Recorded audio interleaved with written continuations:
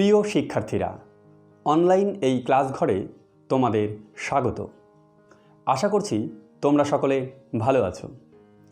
গত ক্লাসে আমি ধ্বনি পরিবর্তনের সূত্রগুলি নিয়ে আলোচনা করেছিলাম।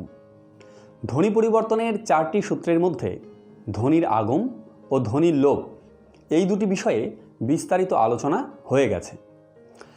আজ আলোচনা করব বাকি সূত্র দুটি নিয়ে, ধ্বনির স্থানান্তর এবং ধ্বনির রূপান্তর নিয়ে। প্রথমে আলোচনা করছি ধ্বনির স্থানান্তর বিষয়ে। দেখো, কোনো শব্দ উচ্চারণের ক্ষেত্রে ধ্বনিগুলি যদি স্থান পরিবর্তন করে উচ্চারিত হয় তাহলেই ঘটে ধ্বনির পরিবর্তন, ধ্বনির স্থানান্তর নামক ধ্বনি পরিবর্তন। ধ্বনির স্থানান্তরকে দুটি ভাগে ভাগ করা হয়। ক, অপিনিহিতি, খ, ধ্বনি বিপর্যয়। ক, অপিনিহিতি। অপি শব্দের অর্থ পূর্বে এবং নিহিতি অর্থ স্থাপন, মানে অপিনিহিতি কথাটির অর্থ হল পূর্বে স্থাপন করা। অপিনিহিতির কয়েকটি উদাহরণ হল করিয়া থেকে কইরা, বলিয়া থেকে বইলা, সাধু থেকে সাউদ। লক্ষ্য করো, শব্দের মধ্যে হস্যই কিংবা হস্যও থাকলে উচ্চারণের সময় সেই হস্যই বা হস্যও যে ব্যঞ্জনকে আশ্রয় করেছে তার পূর্বে চলে আসে। এর ফলে যে ধ্বনি পরিবর্তন ঘটে তা হলো অপিনিহিতি। যেমন করিয়া থেকে কইরা, এই উদাহরণটিতে দেখো করিয়ার মধ্যে থাকা হস্যই ধ্বনিটি র ব্যঞ্জনকে আশ্রয় করে আছে, কিন্তু উচ্চারণের সময় হ্রস্বই ধ্বনিটি র ব্যঞ্জনের পূর্বে চলে এসেছে, আর তাই করিয়া হয়ে গেল কইরা। আবার সাধু থেকে সাহুদ, এক্ষেত্রেও একই রকম। বোর্ডে লক্ষ্য করো ধ ব্যঞ্জনের সঙ্গে থাকা হস্যৌ ধ্বনি উচ্চারণের পর কিভাবে ধয়ের পূর্বে চলে আসে। ঠিক আছে। খ, ধ্বনি বিপর্যয়। অনেক সময় দ্রুত উচ্চারণের কারণে বা ভুলবশত বা অসাবধানতাবশত শব্দের মধ্যেকার ধ্বনিগুলি পরস্পর স্থান পরিবর্তন করে উচ্চারিত হয়। এর ফলে যে ধ্বনি পরিবর্তন ঘটে তাকে বলে বর্ণ বিপর্যয়। যেমন বাতাসা থেকে বাসাতা, রিক্সা থেকে রিস্কা, পিশাঁস থেকে পিচাঁস, মুকুট থেকে মুটুক ইত্যাদি।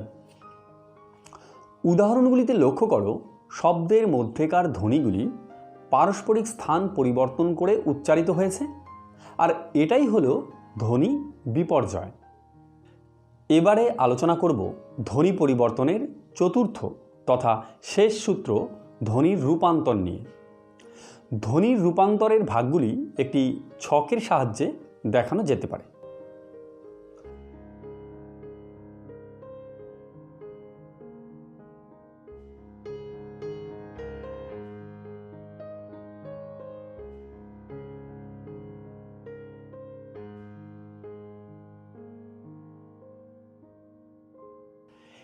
এই ছকের প্রতিটি ভাগ আমি এক এক করে আলোচনা করছি। প্রথমে অল্প প্রাণী ভবন। এর 3টি উদাহরণ হল শাঁখ থেকে শাঁখ, বাঘ থেকে বাঘ, দুধ থেকে দুধ। এই 3টি উদাহরণের প্রথমটিতে খ কতে পরিণত হয়েছে, দ্বিতীয়টিতে ঘ গতে পরিণত হয়েছে, আর তৃতীয়টিতে ধ দতে পরিণত হয়েছে। অর্থাৎ প্রতিটি ক্ষেত্রে মহাপ্রাণ বর্ণ অল্প প্রাণ বর্ণরূপে উচ্চারিত হয়েছে এবং ধ্বনি পরিবর্তন সংগঠন করেছে। ধ্বনি পরিবর্তনের এই রীতিকে বলে অল্প প্রাণী ভবন বা ক্ষীণায়ন। মহাপ্রাণ বর্ণ কোনগুলি আর অল্প প্রাণ বর্ণ কোনগুলি সেটা তোমাদের ধ্বনির ক্লাসে আমি আলোচনা করেছি। তবু এই প্রসঙ্গে তোমাদের আবার বলি, বর্গের দ্বিতীয় ও চতুর্থ বর্ণগুলি হলো মহাপ্রাণ বর্ণ, আর প্রথম, তৃতীয় ও পঞ্চম বর্ণগুলি হলো অল্পপ্রাণ বর্ণ। এবারে মহাপ্রাণী ভবন। এর দুটি উদাহরণ হলো হাত থেকে হাত, পাঁচ হালা থেকে পাঁচ হালা। এই দুটি উদাহরণের প্রথমটিতে ত থতে পরিণত হয়েছে এবং দ্বিতীয় উদাহরণে চ ছতে পরিণত হয়েছে।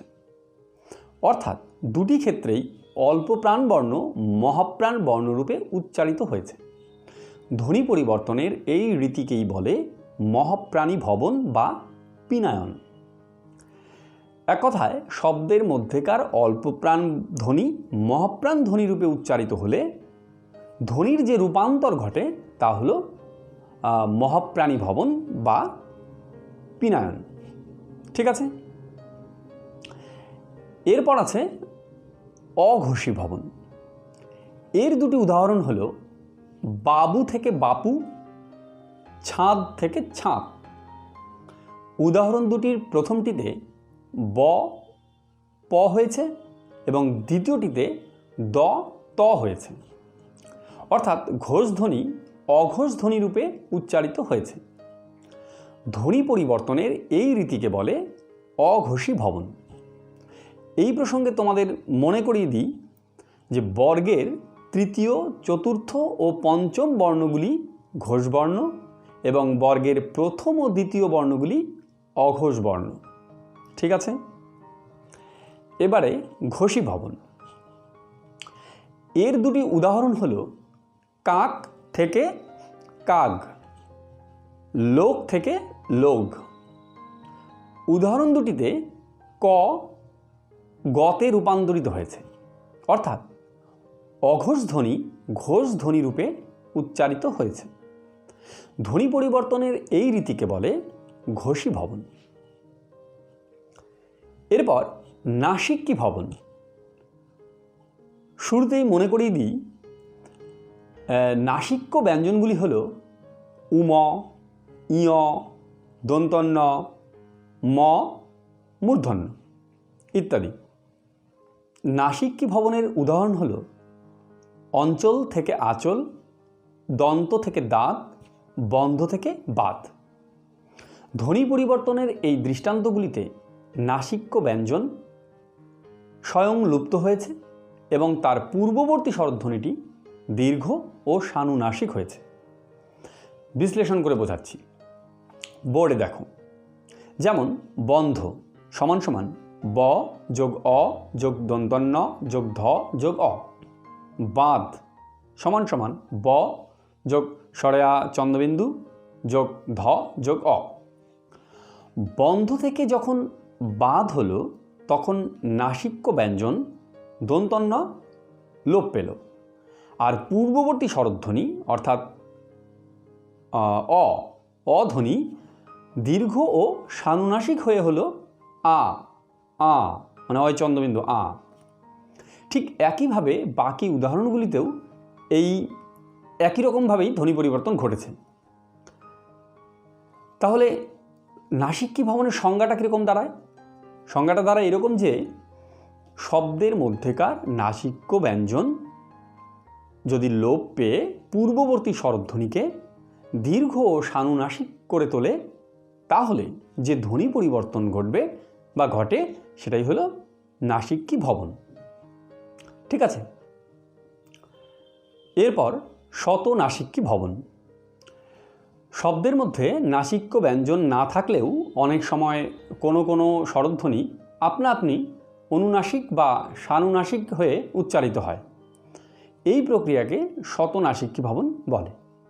যেমন কাঁচ কাঁচ, হাসি হাসি, পেঁপে পেঁপে ইত্যাদি। লক্ষ্য করো, কাঁচ, হাসি বা পেঁপে কোনো শব্দেই কোনো রকম নাসিক্য ব্যঞ্জন নেই, সুতরাং সেটা লোপ পাবার কোনো প্রশ্নই ওঠে না। তবু কাঁচ শব্দের আ যে ধ্বনিটি সেটা আপনা আপনি সানুনাসিক হয়েছে, কাঁচ কাঁচ, আটা আ, অয় চন্দ্রবিন্দু হয়ে গেছে। এইরকমভাবে হাসি ও পেঁপে শব্দেও শতনাসিক্যী ভবন ঘটেছে। বুঝতে পারলে? এবারে সংকোচন। এর কয়েকটি উদাহরণ হল যা ইচ্ছে তাই থেকে যাচ্ছে তাই, জামাইবাবু থেকে জাম্বু, পেঁয়াজ থেকে প্যাঁচ। প্রতিটি ক্ষেত্রেই ধ্বনির সংকোচন ঘটেছে। দ্রুত উচ্চারণের কারণে অনেক সময় শব্দের সবকটি ধ্বনি উচ্চারিত না হয়ে কয়েকটি ধ্বনি মিলে সংক্ষিপ্ত রূপে উচ্চারিত হয়, আর তখনই ঘটে ধ্বনি সংকোচন। এবারে সম্প্রসারণ। সম্প্রসারণ হলো সংকোচনের ঠিক বিপরীত বিষয়। কখনো কখনো শব্দের উচ্চারণকে ধীর, মধুর বা সহজ করতে গিয়ে শব্দগুলির ধ্বনি সংখ্যা বাড়িয়ে উচ্চারণ করা হয়, আর এর ফলে যে ধ্বনি পরিবর্তন ঘটে তা হলো ধ্বনি সম্প্রসারণ। ঠিক আছে? যেমন পর্তুগিজ পেরা শব্দটি বাংলায় পেয়ারা হয়েছে, প্রকাশ হয়েছে পরকাশ, স্নান হয়েছে স্নান। প্রতিটি ক্ষেত্রেই শব্দগুলির ধ্বনি সংখ্যা বাড়িয়ে উচ্চারণ করা হয়েছে। ঠিক আছে? এরপর অভিশ্রুতি। একটু আগে আমি অপিনিহিতি বিষয়ে আলোচনা করেছি। সেই অপিনিহিতির পরবর্তী পর্যায় হলো অভিশ্রুতি। বোর্ডে 3টি উদাহরণ লক্ষ্য করো। করিয়া, কইরা, করে, দেখিয়া, দেইখা, দেখে, ধরিয়া, ধইরা, ধরে। ধ্বনি পরিবর্তনের এই উদাহরণ 3টিতে করে, দেখে, ধরে অপিনিহিতির পরবর্তী পর্যায় এবং এগুলি অভিশ্রুতির দৃষ্টান্ত।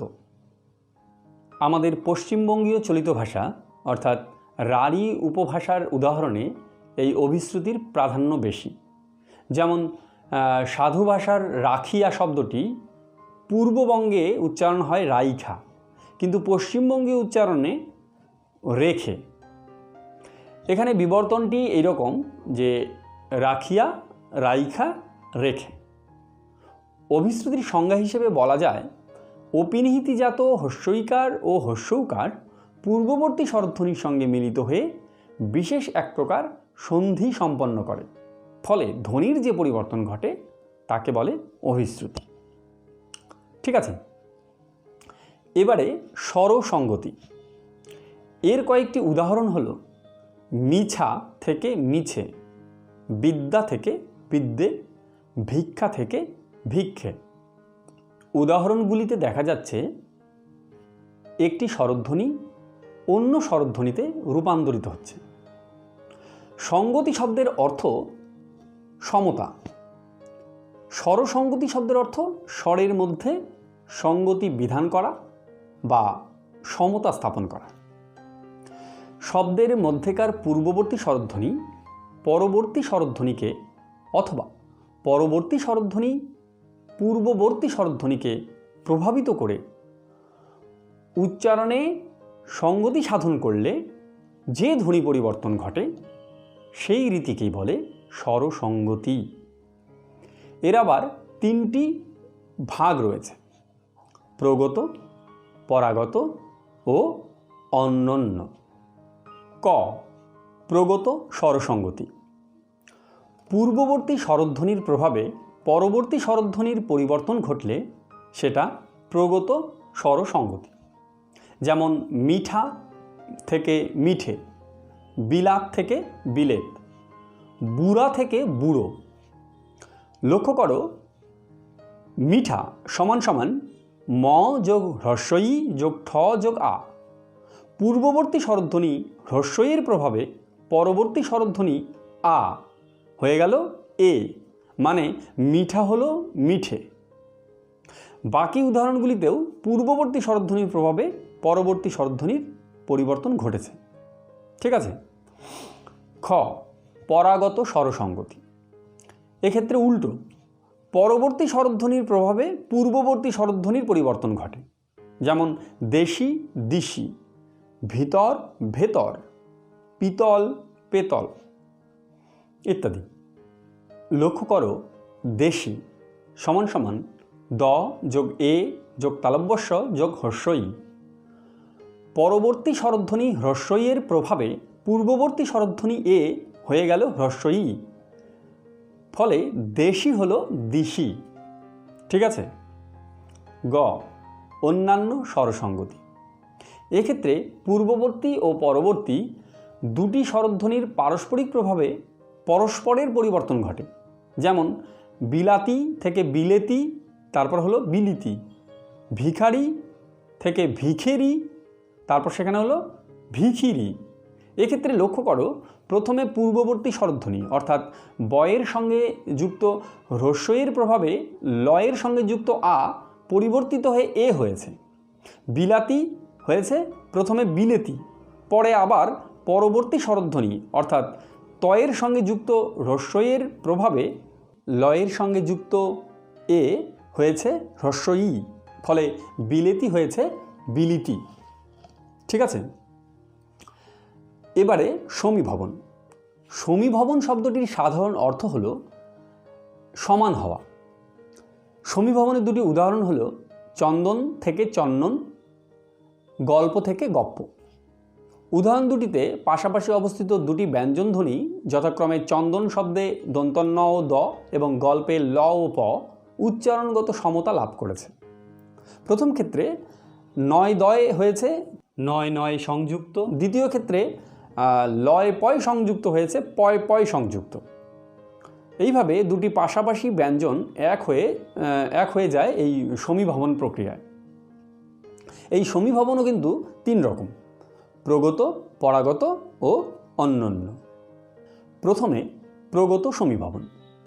যখন পূর্ববর্তী ব্যঞ্জনের প্রভাবে পরবর্তী ব্যঞ্জনটি পূর্ববর্তী ব্যঞ্জনে রূপান্তরিত হবে তখন হলো প্রগত সমীভবন, অর্থাৎ আগের ব্যঞ্জনের প্রভাবে পরের ব্যঞ্জনও আগের মতো হয়ে যাবে।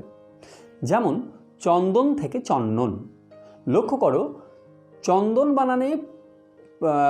বানানে যে পূর্ব ব্যঞ্জন দন্তন্য তার প্রভাবে পরের ব্যঞ্জন দ দন্তন্যতে রূপান্তরিত হয়ে যাচ্ছে। ঠিক আছে, এবারে পরাগত সমীভবন। এবার ঠিক তার উল্টোটা। কীরকম? পরবর্তী ব্যঞ্জনের প্রভাবে পূর্ববর্তী ব্যঞ্জনটি পরবর্তী ব্যঞ্জনে রূপান্তরিত হলে তাকে বলে পরাগত সমীভবন, অর্থাৎ পরের ব্যঞ্জনের প্রভাবে আগের ব্যঞ্জনটি পরেরটির মতো হয়ে যাবে। যেমন গল্প থেকে গপ্প। লক্ষ্য করো, গল্প বানানে যুক্ত বর্ণটির পরের ব্যঞ্জন পয়ের প্রভাবে আগের ল ব্যঞ্জনটিও পরেরটির ন্যায় প হয়েছে, ফলে গল্প হয়েছে গপ্প। ঠিক আছে, আমি একটি দুটি উদাহরণ করে দিয়ে তোমাদের বোঝানোর চেষ্টা করছি। তোমরা ব্যাকরণ বই থেকে প্রতিটি বিষয়ের অনেক উদাহরণ পেয়ে যাবে। ঠিক আছে, এবারে অন্যান্য সমীভবন। পূর্ববর্তী ও পরবর্তী উভয় ব্যঞ্জনের প্রভাবে উভয় ব্যঞ্জন পরিবর্তিত হলে হয় অন্যান্য সমীভবন বা পারস্পরিক সমীভবন। যেমন বৎসর থেকে বছর, মহোৎসব থেকে মোৎসব, বিশ্রী থেকে বিচ্ছিরি। এক্ষেত্রে উদাহরণ কয়টি ভালো করে মনে রাখবে। এরপর সবশেষে বিষমীভবন। বিষমীভবন হলো সমীভবনের বিপরীত প্রক্রিয়া। এক্ষেত্রে পাশাপাশি অবস্থিত দুটি সমধ্বনির একটি বিষম বা পৃথক ধ্বনিতে পরিণত হয়। যেমন লাল থেকে নাল, লাঙ্গল থেকে নাঙ্গল।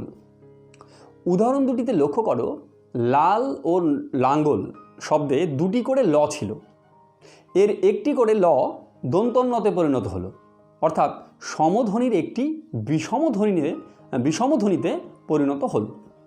বোঝা গেল? তো এই ছিল আজকের ক্লাস। আমি দুটি ক্লাসে ধ্বনি পরিবর্তনের সূত্র বা রীতিগুলি নিয়ে বিস্তারিত আলোচনা করলাম। আশা করি তোমরা বিষয়টি বুঝতে পেরেছ। আর অসুবিধা হলে কমেন্ট করে অবশ্যই জানাবে। ক্লাসটি তোমাদের কেমন লাগলো সেটিও জানাবে। তো আজ এ পর্যন্তই, আবার দেখা হবে পরবর্তী ক্লাস ঘরে। সবাই ভালো থেকো।